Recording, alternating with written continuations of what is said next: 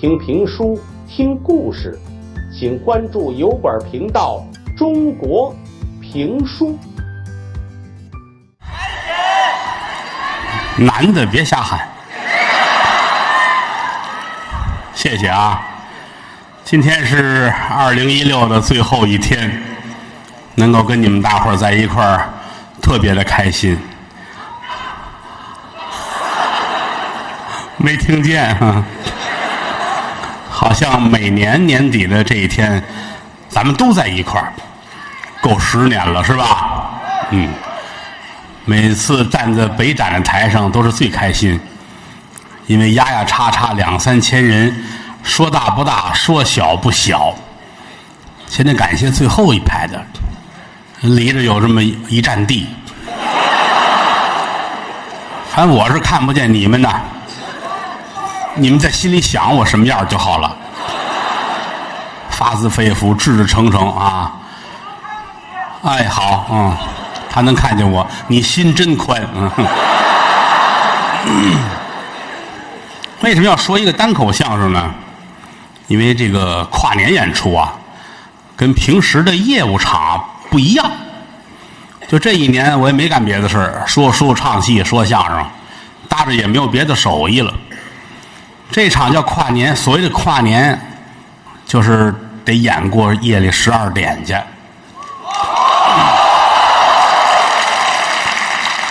不容易啊，真不容易，所以尽量把语速要放慢。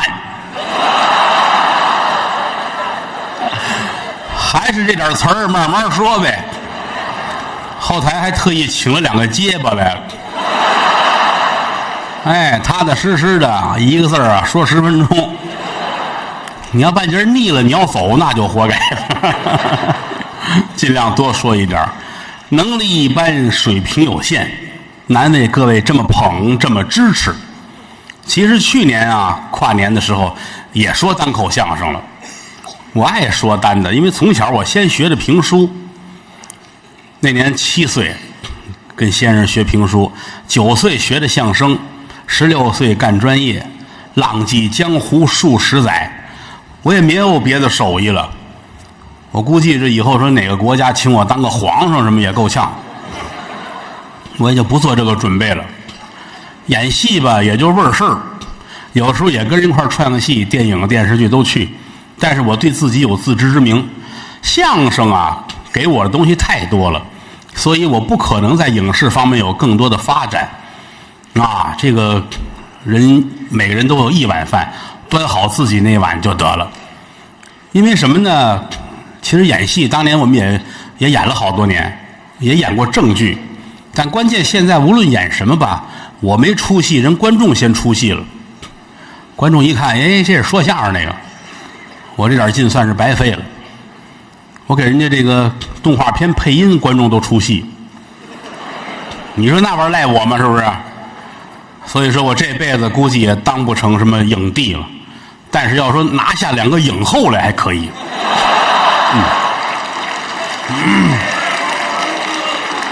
谢谢你们的支持和鼓励，有你们我也好不了。单口相声呢有长有短，短的呢10几分钟就能说完一个小笑话，长的呢一辈子都说不完。你比如说之前我说那个什么《济公传》什么的，就这类东西说不完，因为我一边说一边编。啊，那哪有完去？好些观众退票，你想了没？德云社的服务宗旨是以不退票为标准。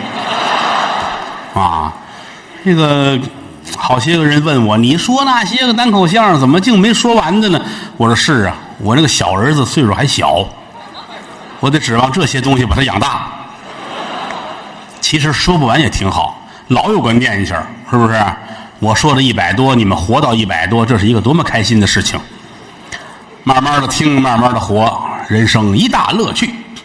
那么今天咱们说的这个呢，到底能不能说完，是否挖坑，全看我心情。我这个人就是这么单纯而又善良。也许说着说一高兴啊，这就说到12点把这故事讲完啊。那还有人你有点单纯善良了啊。尽量说吧，说不完的话也没有办法啊，那就很遗憾了。反正是肯定遗憾，憋着挖坑来的啊。说书不挖坑那没意思啊，在坑里待着其实是其乐无穷的。我来之前我挑了挑，我说今儿说一什么呢？跟大伙儿聊会儿是吧？有几种，一种就是神鬼妖狐，闹妖精闹鬼，冯天琪闹通州啊，什么这个济公传呐，但这类东西一说啊就没完了。还有一种是奸情人命，奸情人命也不是不行，但是呢它有长有短，挑来挑去挑了今天这么一个故事，叫黑猫告状。其实前几年要说，就是时间挑来挑去没挑开，把这个故事就给耽误了。黑猫大伙儿都知道吧？哎，就是黑色的猫。好，这个你们都了解了，咱们这故事就好进行了啊。好多人家里边愿意养猫，但是过去说这个不愿养黑猫，有人说黑猫不吉利，这个东西看怎么说了。因为有人说黑猫啊是人上辈子的恋人，就是你上辈子搞一对象，然后你死了他也死了，这辈子你成人了他成猫了，也不知怎么设计的啊。反正有一种说法就是黑猫是这一辈子来报恩来的，但是在很多人的口中很忌讳提黑猫，尤其是比如说某一家里边很不幸有人去世了，外边打雷下雨，这儿来一黑猫，一定有人跟着看着，不让这猫从死尸身上跨过去。民间传说，如果这个猫跨过去的话，死人能诈尸。诈尸都懂是吧？就这死人本来躺得很好，突然间腾起来了，这个很可怕。当然了，凡事它是这样的，它有一定的解决的方法。我教给大家一个方法，如果说真是某一天，比如说一不留神您碰到诈尸了，这死人腾坐起来了，你别担心别害怕，有办法，你就绕到他的后面去，然后摁他肩膀说躺下，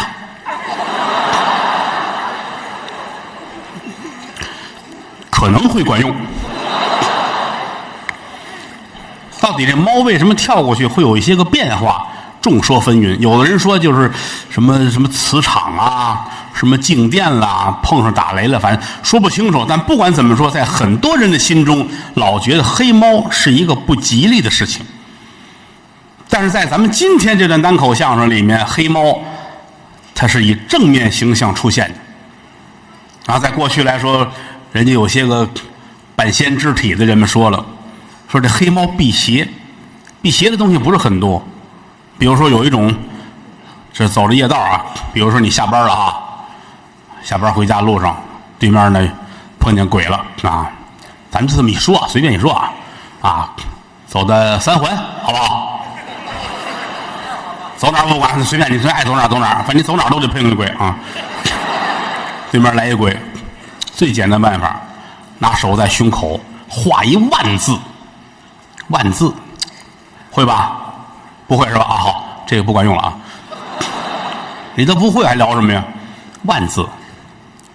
中国有句话，万字不到头，就是这个，特别像希特勒画的那符号，但是您记住，希特勒那符号是黑的，万字是金色的，这是我佛的 logo。武则天给定的，这万字这口冲右边甩，这一个字俩音，这口冲右甩，这字念万，这口冲左边甩，这字念福。在佛家里边说，这个字的代表就是太阳，代表阳光的意思。对面啊，碰见鬼了啊，你打这边来，鬼打那边来，俩人碰见了，你说你好，鬼说你好啊，然后你发现他是鬼了，你就拿手跟这画一万字，鬼就害怕了啊，鬼乐着，啊，这是个文盲啊，写的不标准，他就跑了啊。反正说画一万字能治鬼，要不带一小八卦镜也行啊。还有一种说法就是抱一黑猫，可是你没有天天抱着黑猫上班下班的，你又不是警长是吧？要实在觉得不安全，你就上班啊，扛一机关枪啊。那些个咱们不提，咱们单说今天这个故事。这件事情是真事儿，因为我说的都是真事儿。1920年发生在沈阳，那会儿沈阳叫奉天啊。当年皇太极啊给那个地儿起名叫盛京啊，兴盛的盛，京城的京。到康熙年间改名叫奉天，取奉天之意。为什么叫奉天之意呢？都看过圣旨吧？奉天承运，皇帝诏曰，哎，取这个意思，奉天。但是这个奉天地儿大了，我们今儿说这地儿呢叫小河沿儿。小河沿儿什么意思？到北京您知道逛天桥，沈阳就是小河沿儿北市场。当年我们相声有一位大师叫万人迷呀，就死在沈阳小河沿儿上了。郭松龄反凤死了之后，暴尸3日，也在小河沿儿。过去老话说到沈阳不逛小河沿儿，如同没来是一样的。这个故事就发生在1920年沈阳的小河沿儿。你看我说书不愿意说废话，直截了当，嘡一下子就入到故事里边来，然后你听后边都是废话。要光说故事啊，3、5句话说完了就没意思了。为什么要听书？听的是说书人眼中不一样的世界啊，很多知识是你在别处听不到的。比如说接下来我们要谈论小河沿地区的风化场所。好多人不好意思乐，其实心里乐得都不行了。这是一个长知识的时候到了啊。这个小河沿啊，有吃的，有喝的，有茶馆，什么都有。当然也有什么风化场所，甚至包括一些个电影院。有人说电影院怎么算风化场所？列位，我拿眼一打，今天现场的观众啊，80岁往上的人并不是很多。哪位是80岁以上的？来，请站起来。好，那个姑娘80，好。嗨，你保养的是真好。想当年，不管是天津、北京、东北各地，其实很多电影院不以电影为主。为什么呢？它单有一种女服务员。啊，该来了，开始啊！这个那个年头，他也没人控制，也没人管。他这个服务员呢，与众不同。怎么呢？他有一个名字叫玻璃杯。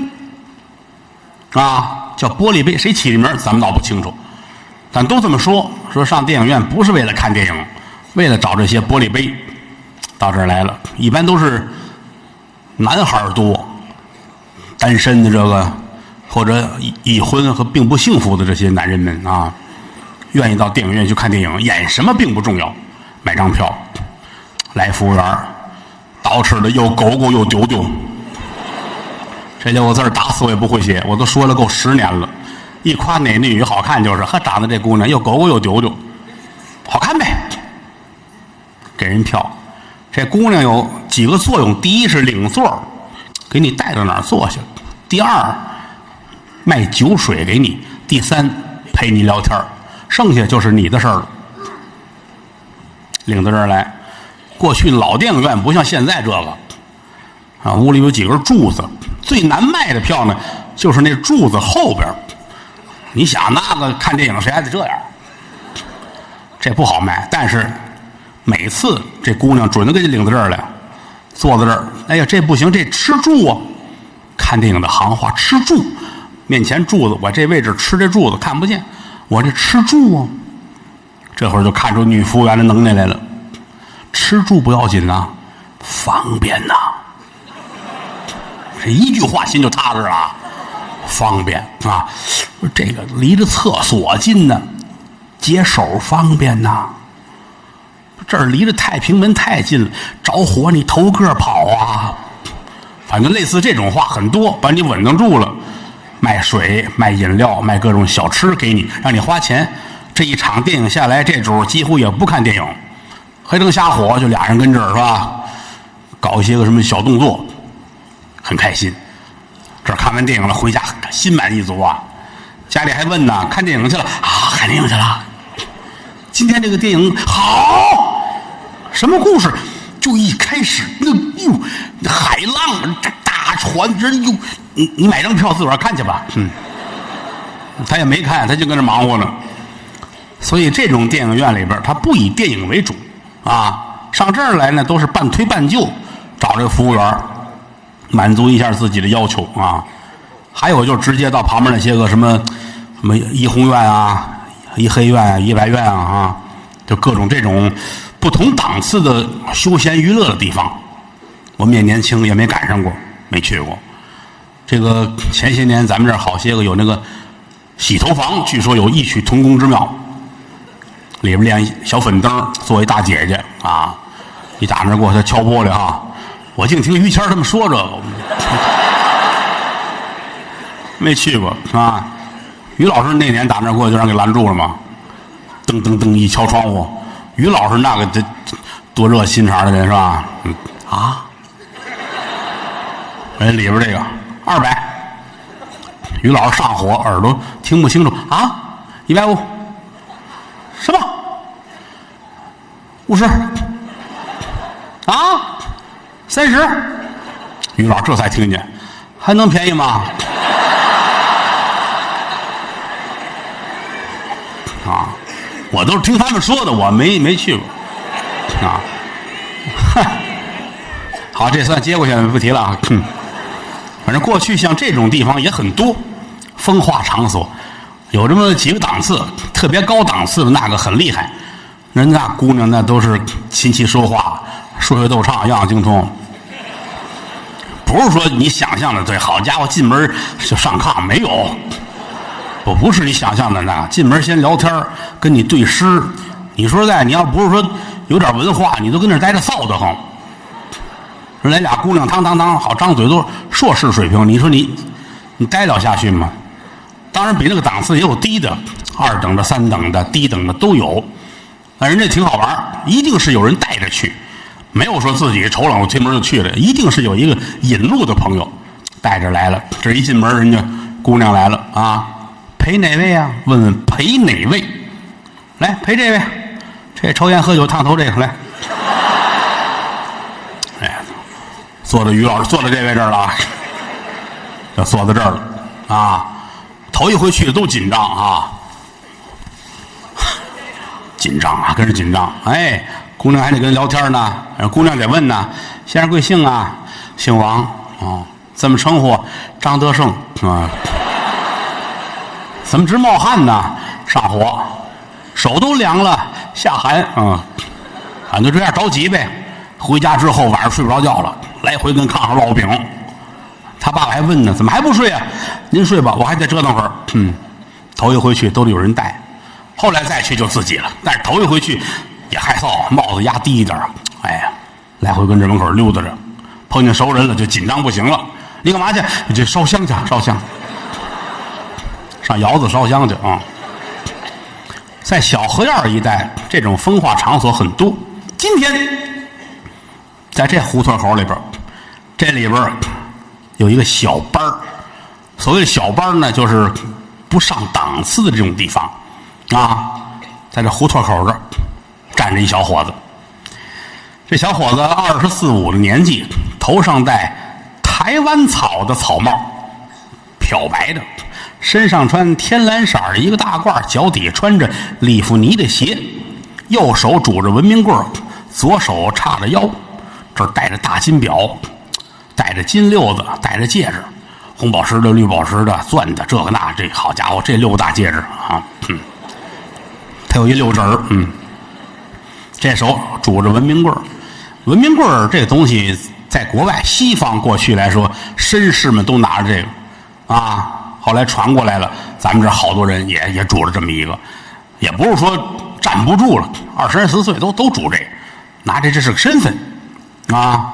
那会儿不说嘛，说这个有那个烧包，坐在那个洋车上，他那洋车定制的3个脚铃，洋车上有脚铃，拿脚踩，那不是拉车的踩，是坐车的踩，当啷当啷当啷当啷，讲究的有俩，这脚也踩，这脚也踩，最厉害的装仨，一脚一个，拿文明棍杵一个，这趟回来比拉车的还累。烧包啊，拄着文明棍，小伙子挺精神，叼着烟卷跟这儿站着看啊，干嘛呢？今天有朋友要到这儿来开开眼，他就是那个领路的人呐。这人姓罗，叫罗小明，今年24岁，保定府的人，在沈阳这做事。西门外有一个季继，继续的继，这个掌柜的姓季，所以叫季五金行，多难说呀！我估计冲这牌匾，这家没朋友啊。他在这五金行做事。今天有一朋友说了，说你老上那玩去，你带我去吧。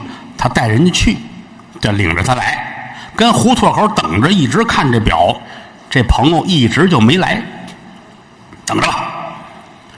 等着等着呢，越等心越烦，就顺着胡同口就出来了，就站着胡同口往外看。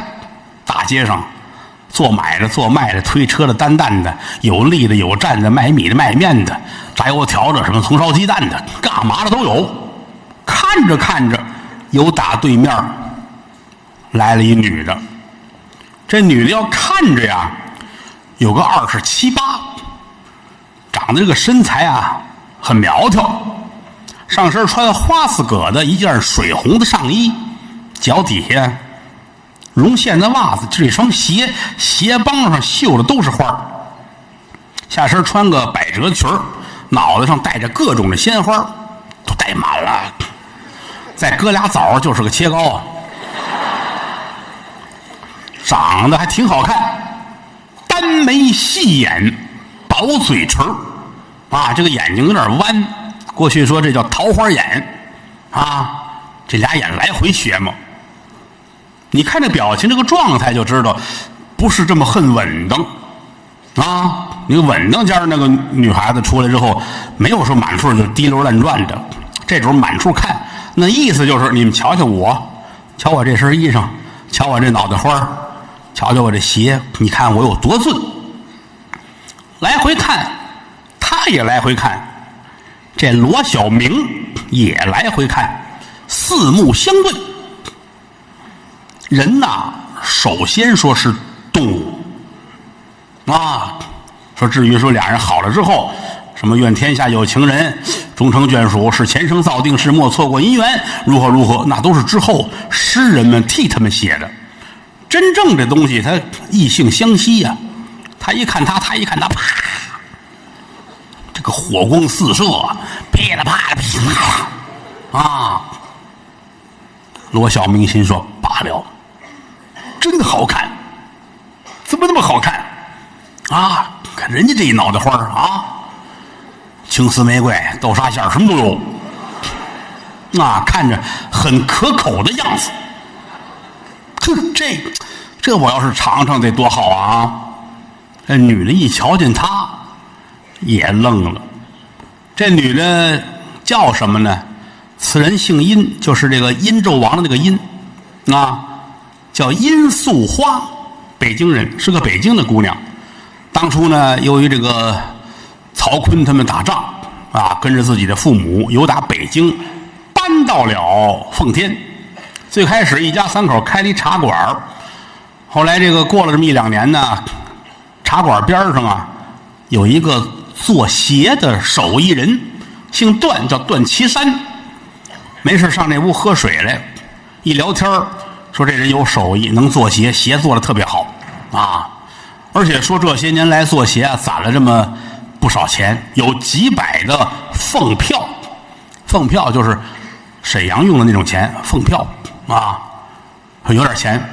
一来二去，殷素花父母动了心了，说这可不赖啊，这个老段有手艺有钱，人也厚道，山东人，虽说呀比我岁数大点吧，但是他有钱呢，是吧？他要是能当我的女婿，他不就挺好吗？哈，这家大人没溜，拿话一引呢，老段很开心。老段都50了，说好啊，愿意。家里也没问这个姑娘殷素花乐意不乐意，就把这事儿啊就说成了。好，这头哭不愿意呀，他有什么手艺呀？他这个做鞋的如何呀？他爸爸他妈劝，你看你不能这样想，千里之行始于足下，是不是啊？脚下没鞋穷半截，对不对啊？你以后跟他，你那鞋上都是花儿。当然这一点后来做到了啊。三说五说，这事儿就成了。可是，一过完门之后，这日子过不了。老段太老实了，善良厚道，没有这么老实的了。这俩人岁数差的太多了。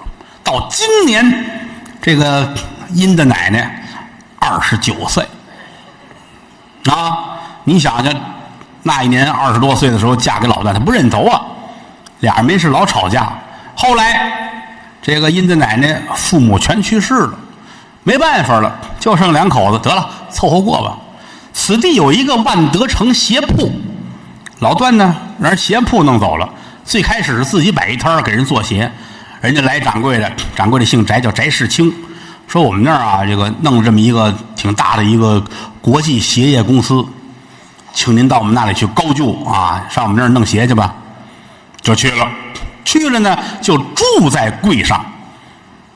就是不回家，上人家买卖家住去，比如1周或者半个月，有2天假才回来。眼不见心不烦，殷的奶奶心里挺高兴。这2天闲着没事要逛一逛小河沿。今天在街上就碰见这位了，罗小明，四目相对，那你爱我，我爱你，越看越痛快啊！站那就不动了，你也不动，他也不动，行人是动的呀啊！这个殷素花手里拿了一手绢，就顺手这么一扔，啪，就扔在地上。罗小明那是干什么呢？那是专业逛妓院20年。那位说4岁就逛，他爸爸原来就干这个了，人有家传呢。2步到跟前了，捡起来了，一抖了。姑娘，这是您的吧？哟，我怎么掉了呢？没留神，亏心不亏心呢？啊，不是你扔的吗？我谢谢您啊！伸手一接，要抓这手绢，这个罗小明这手在底下，递手绢，拿手啪一捏殷素花这手指头，俩人你看我，我看你，扑哧就乐了。这个东西就没这么复杂啊，这就一说一乐一点头，行，就这么简单啊！当然也真有那个笨蛋是吧？咱们也见过，就说明他骨子里边太单纯啊！这一递手绢，一接手绢，你看我，我看你，这就明白了。就这会儿的功夫，咔，雷响，紧跟着这雨哗下来了，都跑，下雨啦，人都跑啊！旁边那儿呢有洋车，这殷素花转身就奔洋车那儿跑，到这儿就上车。下雨了，下雨了，快点，快点，快！先把这棚子撩起来啊！赶紧送我回家。说了声送我回家，拿眼看着罗小明，那个北门啊，北门4条胡同72号。说完看他一眼，这话一语双关，一个是说给车夫听的，一个是说给罗小明听的。北门4条胡同72号啊，使个眼色，这车可就跑了。后边还有车呢啊！罗小明也上来了，上车，棚子撂下来，快，跟着！哦，侦缉队的，什么侦缉队的？这，一前一后，这车就到了，没多远啊。那个年头，这人力车也方便，而且来说，再怎么着，也就是城里这一块。你要现在这个不现实，北展完事了之后，好叫洋车送我一趟燕郊啊，那这1个钟头之后，就是你拉着他了啊！那会儿没多远，拉着车，拐弯抹角，有这么10多分钟，也就到了啊。这会儿呢，雨还就小了。殷素花下了车，撩着裙子，百褶裙嘛，撩着裙子啊，捡干地儿走，怕鞋帮湿了绣的花啊，顺着墙根走着走着还回头瞧一眼，一瞧果不其然，罗小明后边跟着呢啊，一前一后进胡同来到他们家。这个老段他们家呀，一个独门独院啊，打开之后一回头看看罗小明，罗小明到跟前儿了啊，你看这下雨衣服都湿了，那个你看哦还真是的哈，你好么样的怎么下雨了呢啊？来进来把衣服烤一烤。这话给谁说的呀？给街坊说的。晴天博日往家里带人，万一邻居要问呢，有个交代。来了，快来！哎呦，一前一后俩人进来了啊！他这个屋啊是个一明两暗，连三间，正当中这间算是客厅，这边呢是卧室，这边还有间闲房，吃个饭呐，堆个零碎东西。这儿进来，您快坐吧，给搬一五凳坐这儿了啊！哎呀呵，哎，这位大姐，好，您可别叫大姐哈，我们有爷们，腾就站起来啊，在家了吗？在家就不让你进来了啊！哦，是好大嫂子开玩笑啊，吓我一身冷汗啊！那个大哥在哪儿发财呀？发什么财？那个做鞋的。哦，好，有手艺啊，有手把劲儿啊，有手把劲儿。你把那个大褂解开吧啊，我都湿了。哎，解这大褂接过来给搭在边上，搭好了。这沏了壶茶，您喝水。先生贵姓啊？我免贵，姓罗，我叫罗小明，我是保府的人。所谓保府，就是我是保定的人，保定府嘛，所以简称保府的人。哦，您今年贵庚啊？我24。哟，那么年轻啊！啊，是。您今年贵庚啊？哎呦，我要说完之后啊，你就得嫌弃我，我都29了。哎呀，好岁数，29怎么叫好岁数？是这懂事。啊，这就比18、19好聊天啊！哟，真缺德！说这叫什么话呀？这是啊！喝水。哎，大哥上哪儿去了？那个他上那个柜上去了啊！哦，什么时候回来呀？他没准儿，他一般半个月回来一趟。哦，那就好，半个月才回来一趟，今儿整半个月。哎呦我，你不是等他回来关门打我吧？哟，你瞧，胆小不得将军做呀！来都来了，是呢。那个大嫂子，您怎么称呼啊？那个娘家姓殷，我叫素花。哦，花花。一说花花，有打墙角这边过来一只猫，啊，得有这么大个儿，喂的还挺肥。黑的，这猫哪儿的呢？这个前2年呢，老段跟外边给人弄活的时候啊，来了名小黑猫，没人管，他觉得挺好玩，就留下来了，就跟个流浪猫似的，一养了好几年了，又胖又肥又壮啊，黢黑。这一喊花花，猫以为叫他呢，又打这边一步，这黑猫走过来了。黑猫站在桌子这儿，抬头瞧这罗小明，纳闷儿，家里不怎么来串门的，看他。罗小明回头瞧瞧，他也叫花花，啊，也没个名儿，反正逮什么叫什么。我不太爱他啊，你大哥喜欢他，你什么都喊，有时候喊花花，有时候喊旺财，有时候喊小强，什么都叫。有时叫糊涂了，这猫也不知叫什么名字啊，不用管它，去。这猫转身走了。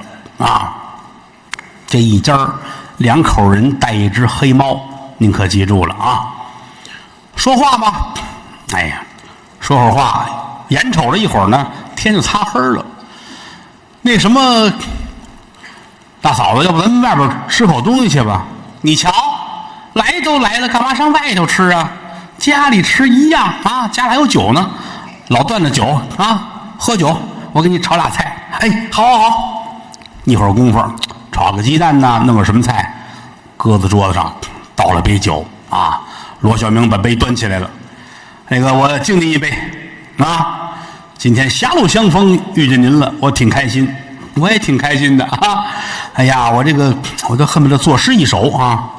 那你说吧，我也没上过学，这个我老听他们说什么一人我饮酒醉，醉不了家人成双对啊，反正是这个意思是吧？来来来，我敬您一杯，俩人你一杯我一杯。有句老话，不知道各位听过没有？酒是色之媒啊！这一男一女俩人坐一块吃冰激凌，这辈子也成不了事儿。一会儿吃的心都凉了啊！回家吧，我得恼恼去了。他唯独喝酒，老话说得好，他酒能乱性啊，喝着喝着就迷糊了。为什么好多人喜欢喝酒？为什么？就是这个酒啊，能帮助人完成很多在你清醒的时候不敢完成的事情。天下最清醒的，就是喝完酒之后啊！你想这么些年，我认识多少醉鬼了？没有一个是因为我喝多了，我糊涂了，都是异常清醒下以酒遮脸啊！你怎么没有说喝完酒的出去跳河了呢？是吧？倒是有一个从南站跳下来的，我们这儿那张云雷啊，这都偶尔的原因，但是说主观意识上没有，喝完酒出去找警察打架去了都没有啊！啊，这喝酒是以酒遮脸儿，尤其是男女之间，天也黑了，外边这天四阴不晴的，你一杯我一杯，你一杯我一杯，越喝越开心，喝到最后咱们行个酒令吧，酒令啊，我也不会，反正是各地都不一样的酒令，就是拿这个诓酒喝。好家伙，俩人把这一辈子会的酒令都来一遍，都完事儿之后，这实在也没有别的了，要不咱们睡觉吧啊？殷素花说废话，打进门就该躺下啊。关上门，奸夫淫妇睡觉，睡觉咱们就不说那么细致了啊。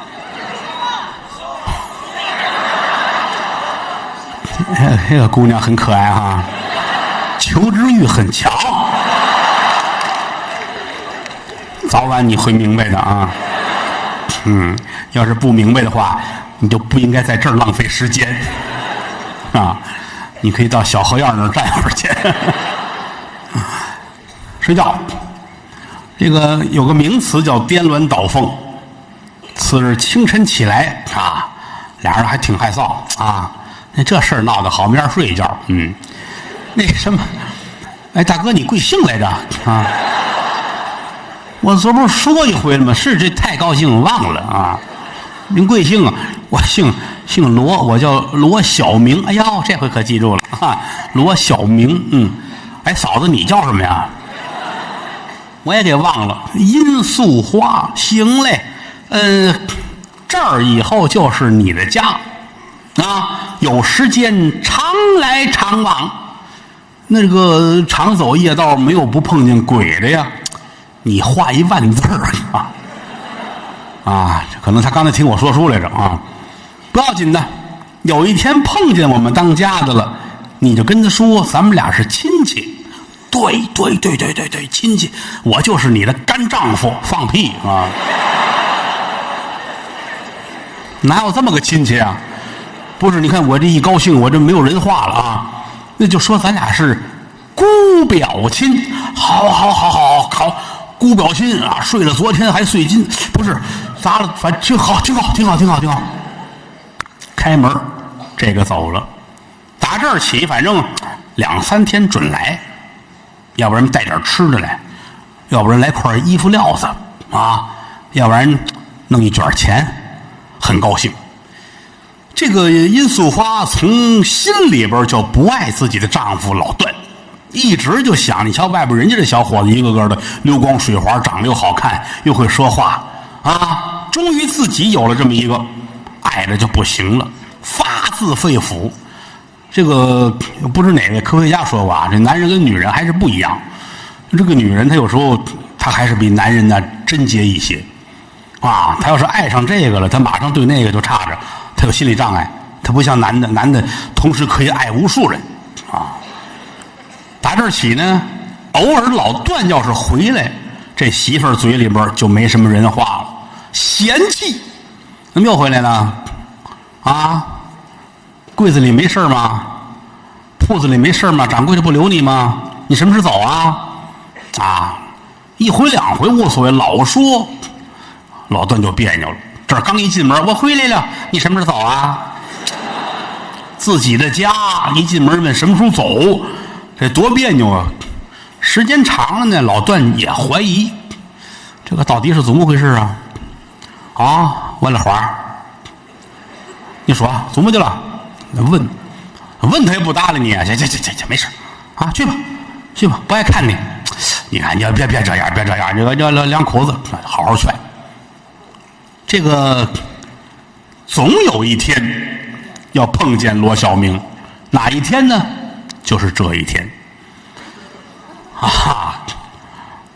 清晨起来，洗脸漱口。老段说：“是不是因为我不总回家来呀？媳妇儿不开心呢？我干脆跟家多住几天，她就开心了。倒霉就倒霉在多住几天上了。他本来看着就腻味，你在家那个不能来，没想到跟这儿起腻不走啊！这儿起来他还说啊，我不走，我在家我陪你2天，我愿意看你。那就恨得都不行了。”正别扭呢，啪啪啪一砸门，开门一瞧，罗小明啊，这一步迈进来了。殷素花，嘘，我走了，回来，都进来了，还走什么走？进来，那个家里的，咱家来且了，家来且来亲戚了啊，进来，带进来了。老段整跟这屋这坐着呢啊，谁呀？哦，这就是这个我姐夫吧？这是啊，会说话，我姐夫吧？好，别，你是谁呀？你是谁呀？哎，哦，就是你呀！这个罗小明啊，从心里边发自肺腑的就没瞧得起这老段。今天一看，哎呦，这么一个玩意儿啊！50来岁，胡子拉碴，破衣啰嗦，这个脸上这个状态看着，心说：“哎呀，你那媳妇儿是得跟我啊！哦，就是你呀！”老段都傻了，琢磨去了。你不认识我啊？咱们是亲戚啊！哎，我听说，哎，你是这个，多大胆子，欺负人到家了。民间骂人说你是这个，这是王八的意思呀，对吧？啊，你是这个，老段眼珠子都快电出来了啊！你这怎么说话呢？听说您在药铺抓药啊？诚心找便宜，我不是抓药的，我是上鞋的。哦，上鞋没那样的手势啊！啊，殷素花过来，快坐这。嘿呀，这俩人还耍贫嘴。家里的，我们姑表亲。怎么有姑表亲了呢？那个他妈是我姑姑。哦，以前没听你说过呀。你看，你这没听说过，这不遇见了吗？上哪里遇见的啊？哎，行了，挺好。哎，这谁，小明，你怎么这么闲着呀？是啊，我这打这儿过瞧瞧您来啊。得了，我也待不住啊，我这有2盒点心，你们吃吧啊，我还忙，我走了。站起来就走，也没跟老段打一招呼。老段站起来要送人家，哎，再一回来，心里觉着不是滋味。为什么呢？看看人家，看看自己，再看看媳妇儿，这仨人站在一块儿，人家是一套啊。自个儿这状态不灵啊，这个低头无语。殷素花倚着这门框，拿着把瓜子儿啊，一边嗑一边看着呢。就这过去啊，要家里有老人，儿媳妇要这样上去就一嘴巴，怎么呢？这是最不规矩的一个表现。倚着门框嗑瓜子儿，这卖单儿。老段看看他，哎，你说你你哪里找来这么一个亲戚？什么哪儿找来呀？我们家就有这么亲戚。怎么的了？就许你们家有亲戚？我家里哪有亲戚都在山东呢？还是的呀，我们有啊，要不你给他弄死啊？你不弄死他，哪天他弄死你？一语成谶，这句话到后来真实现了。老段气的，其实心里多少明镜儿，我50多了，他20多，在一块儿老夫少妻，不般配。也许他在外边找了一相好的了，但是也没法问呢。这一口气窝在心里边，哎，我跟柜上请假吧，我不去了，跟柜上跟单位请假啊，我在家待着陪着你，我不去了啊，我等着吧啊。这一住跟家住了20天，柜上来人还问了，还干不干了？说你再等2天吧，不舒服。好，要是上工去也就没事了。20来天不走，人那俩人恨上他了。怎么呢？这个玩意儿你不走没法见面啊。殷素花出去买醋的功夫，胡同口罗小明来了，这事儿怎么办啊？罗小明说：“那你说这事儿怎么办呢？你有主意没有啊？”殷素花这儿拿着那个醋瓶子，哼，我就问你愿意不愿意？愿意怎么说，不愿意怎么讲？你要是不愿意，你就走你的，以后桥归桥，路归路，咱们俩人没这房子事儿。你如果说要是愿意的话，咱们就给他酸死。什么酸死干嘛？不是拿醋瓶不是酸死啊？就给他弄死。好，青珠蛇儿口，黄蜂尾上针，两般皆有可罪，很妇人心呐。啊，你这头一个丈夫就是他吧？可不就是他呗？哦，我看你这意思，前面能杀俩啊。我就问你一句话，咱把他杀了之后你怎么办？杀了他之后，咱俩人天长地久过日子，要不然这露水的夫妻有什么意思呢？行，那我都听你的。反正是这样的，你可不许不要我，把他弄死了，你也跑了，我就图一什么呀？哈，你放心，咱俩人是一根绳上拴的2个袜子，不是2个，是一个这拴一块儿，看在嘴里直拌蒜。那你扶耳上来，就在耳朵边打。行，我听你的。罗小明转身走了啊。这儿打醋回来之后，殷素花连着好几天，这脸上老这么笑么丝儿的开心呐。哎呦，高兴！你饿不饿呀？你渴不渴呀？你吃饭不吃饭呐？你想吃点什么呀？我给你弄啊！这是一种战术啊，让你放松警惕。老段还很开心。你看我在家待着这些日子，他越来越爱看我，还挺好啊。我宁可不出去干活去，也在家好好的过日子。简短结说，又过了这么3天。这天帮黑儿，罗小明来了，啪啪啪一砸门，这儿开门进来了。哎呦，表姐姐夫，我来瞧瞧您来。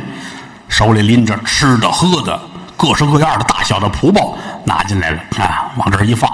哎呀，我有日子没来了，我跟你们说一声啊，我可能今儿最后一趟，明天我出门上天津做买卖，这一走3年5年也是他，可能回不来了。再瞧你们一回我就走了，把老段美的都不行了，太好了！3年5年，好啊，好啊！今天咱们得喝回子酒啊，这个高高兴，给你践行。想的好的，践行吧。酒菜都预备齐了。殷素花又炒了俩菜，坐在一块儿，3人坐好了，给老段搁在正当间儿，你一杯我一盏，就这么敬着酒让他喝着。老段这个酒量是多少呢？不喝正好，一喝就多，拿酒瓶子看看就能吐了，就这么一个量，今儿太开心，喝了就1斤。到最后，好家伙，眼前金灯银星乱转，咣当躺在炕上了。罗小明瞧瞧殷素花，殷素花瞧瞧罗小明，天儿不早了，干点正事儿吧。一伸手，罗小明又打口袋里掏出一钉子来，就这么大个儿。列位，平时咱们看钉子就这么大，钉个板钉个什么，他今儿这么大个儿，这么长，攥在手里边，把榔头给我。殷素花转身把榔头拿起来了。不是，你拿着榔头，我钉子给你，你定，不是你定，你定的准，不是我没定过，废话，我也没定过啊，定不定？不定一会儿醒了啊，行嘞。午夜风高摇杨柳，中天明月照青松。俩人真狠了，老段跟这躺着呢，仰着脸儿，这呼噜打的呼啊呼啊，俩人到跟前来，整个时间都凝固了。你瞧我，我瞧你，咬着牙，牙都咬出血来了。把这钉子这头顺到老段的鼻子眼里边，这手拿这榔头，咬咬牙，走。这大钉子腾就顶进去了。咱也不知谁设计这个办法，又简单又快捷又省事啊！过去古代有人啊是从脑门这钉，过去的男人他不是拢发包巾吗？有一发揪吗？哎，把这解开了，跟这儿当件儿钉进去也能死。完把这弄好了，收拾特别干净，看不出来。也有那个笨蛋钉太阳穴，太阳穴死得快，但容易被发现。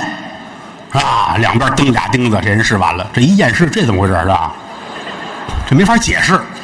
罗小明这个也挺好，顺鼻子眼进去，嘡，由大鼻孔进去，直穿大脑，嘡啷一声，都没来得及喊声救命，老段就死了。嘡，榔头扔在地上，这俩人咕噔就坐这儿了，没杀过人，就心里边噔噔噔噔跳，一回头。在墙角这儿瞧见趴着那只黑猫，眼珠子瞪起来，浑身毛都炸了，才引出来黑猫告状，替主报仇，三系刘振泰要大闹坟地。